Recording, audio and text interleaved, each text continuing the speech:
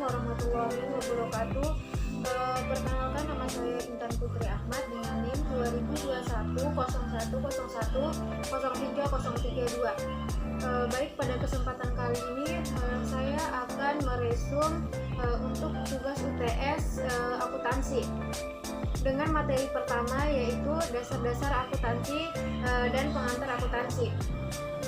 Jadi, akuntansi itu merupakan proses yang terdiri dari identifikasi, pengukuran, dan pelaporan informasi ekonomi dengan tujuan utama akuntansi adalah untuk menyajikan keputusan ekonomi dan untuk menghasilkan informasi ekonomi. Adapun karakteristik dari jenis usaha, yang pertama, dia itu tidak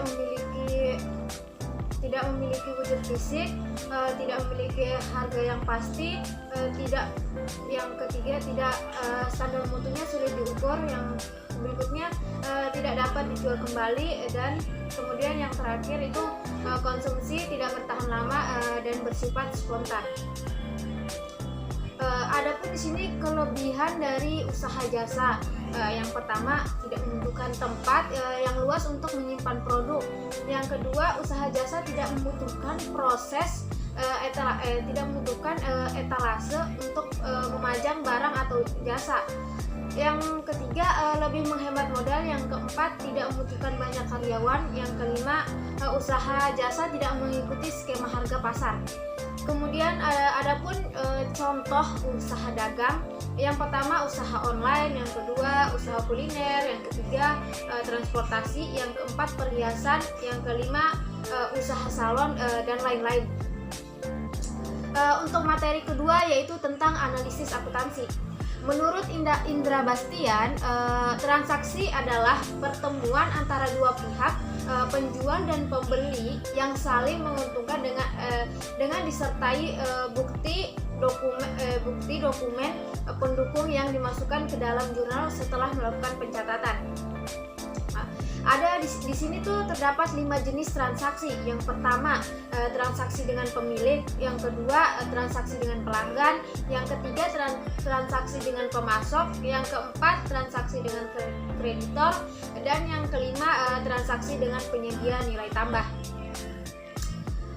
Di sini juga terdapat manfaat dengan adanya analisis akuntansi. Yang pertama, untuk mengetahui posisi keuangan di periode tertentu. Yang kedua, untuk menganalisis kelemahan yang ada. Yang ketiga, untuk mengetahui kelebihan perusahaan yang dimiliki. Yang keempat, untuk mengetahui langkah lanjutan pengambilan keputusan. Yang terakhir, sebagai bahan evaluasi dan penilaian kerja. Sebuah entitas bisnis itu disebut buku besar, sedangkan akun yang terdapat dalam buku besar disebut bagan daftar akun tersebut, yaitu yang pertama yang pertama aset, yang kedua liabilitas, yang ketiga ekuitas pemilik, yang keempat pendapatan beban. Sistem akuntansi ayat jurnal berpasangan. Yang pertama, ada itu juga terdapat beberapa sistem akuntansi ayat jurnal itu berpasangan. Yang pertama, akun laporan posisi keuangan. Yang kedua, akun laba rugi. Yang ketiga, akun brief. Yang keempat, saldo normal akun.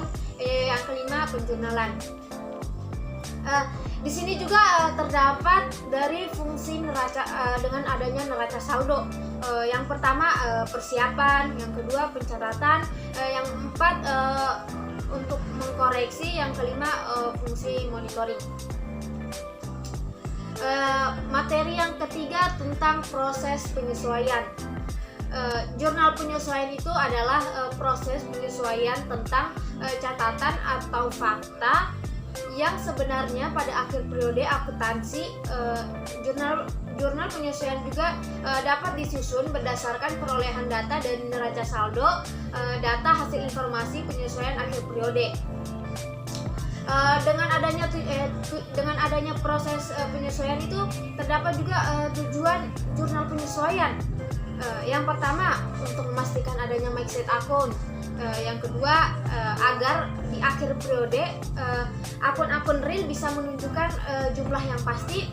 Yang ketiga, agar bisa menunjukkan jumlah pendapatan yang ada di dalam akun. Yang keempat, meminimalisir adanya kesalahan akibat pos-pos antisipasi. Dan yang terakhir, menjaga sebuah konsistensi yang ada yang sudah ditempatkan berdasarkan petunjuk dari sebuah buku pedoman.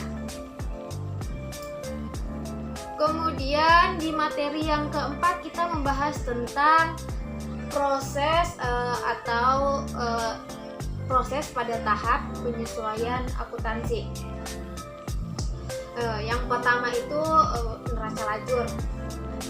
Adapun fungsi dari neraca lajur, yang pertama kita bisa untuk meringkas data. Yang kedua, mengevaluasi transaksi. Yang ketiga, menyusun laporan. Yang keempat, prosedur perusahaan yang kredibel. Yang kelima, melihat kegiatan harian perusahaan. Adapun juga dibuatnya tujuan neraca lajur yaitu untuk yang pertama memudahkan penyesuaian laporan, yang kedua sarana menggolongkan dan meringkas informasi dari neraca saldo, yang ketiga meminimalisir adanya kesalahan, yang keempat memperkirakan hal yang akan mungkin terjadi ke depannya. Di sini juga terdapat jurnal penutup. Jurnal penutup adalah jurnal akuntansi yang dibuat untuk menjadikan akun-akun. Sedangkan fungsi jurnal penutup yaitu agar tidak mempengaruhi transaksi di periode berikutnya. Di sini juga terdapat jurnal balik. Jurnal balik ini adalah jurnal akuntansi yang mengembalikan jurnal penyesuaian agar proses laporan dapat membentuk neraca. Pada materi kelima yaitu tentang akuntansi perusahaan dagang.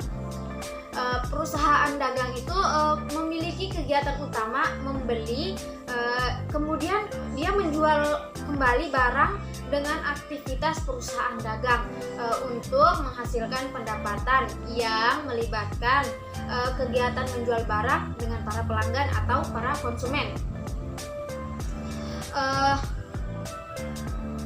Jurnal transaksi perusahaan dagang itu ada beberapa. Yang pertama jurnal umum periodik, yang kedua jurnal umum perpetual, yang ketiga jurnal khusus pengeluaran kas, yang berikutnya jurnal penerimaan kas, yang berikutnya lagi jurnal khusus penjualan, habis itu jurnal khusus pembelian, kemudian yang terakhir jurnal memorial. Kemudian proses penyesuaian dan penutupan. Yang pertama itu jurnal penyesuaian. Jurnal penyesuaian itu sendiri adalah jurnal yang dibuat pada akhir periode untuk menyesuaikan akun-akun agar menunjukkan keadaan yang sebenarnya. Sedangkan jurnal penutupan adalah jurnal yang dibuat pada akhir periode setelah penyesuaian neraca lajur atau laporan keuangan. Pada materi berikutnya tentang materi yang keenam, persediaan dalam akuntansi. Persediaan itu adalah pos-pos aktiva yang dimiliki oleh sebuah perusahaan untuk dijual dalam operasi bisnis normal atau barang yang akan digunakan untuk konsumsi. Di sini dalam membuat barang yang akan dijual, misalkan untuk dapat menetapkan nilai persediaan pada akhir periode dan menetapkan biaya persediaan selama satu periode, sistem persediaan yang digunakan itu adalah sistem periodik atau dia semacam fisikal, yaitu misalkan di setiap akhir periode itu dilakukan perhitungan secara fisik untuk menentukan sebuah jumlah persediaan di akhir periode. Kemudian yang kedua, sistem permanen. Di sini atau sistem permanen atau perpetual.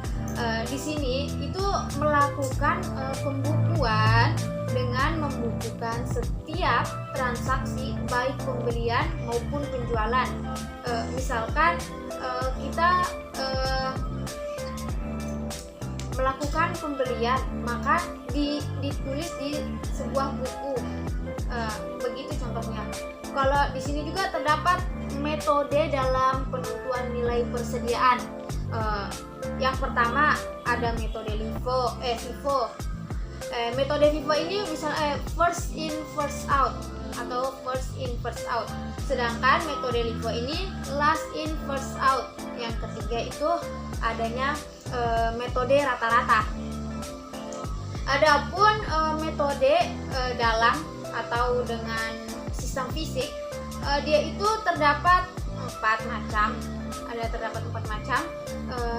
Yang pertama metode FIFO, sama seperti dalam penentuan nilai persediaan, itu juga terdapat metode FIFO atau first in first out. Yang kedua itu metode LIFO, sama juga seperti itu ya, yang penentuan nilai persediaan itu terdapat juga metode LIFO yang pertama atau dia itu last in first out, dan metode yang ketiga itu metode tanda pengenal khusus, dan yang keempat metode rata-rata. Mungkin itu saja hasil resum materi dari awal hingga saat ini.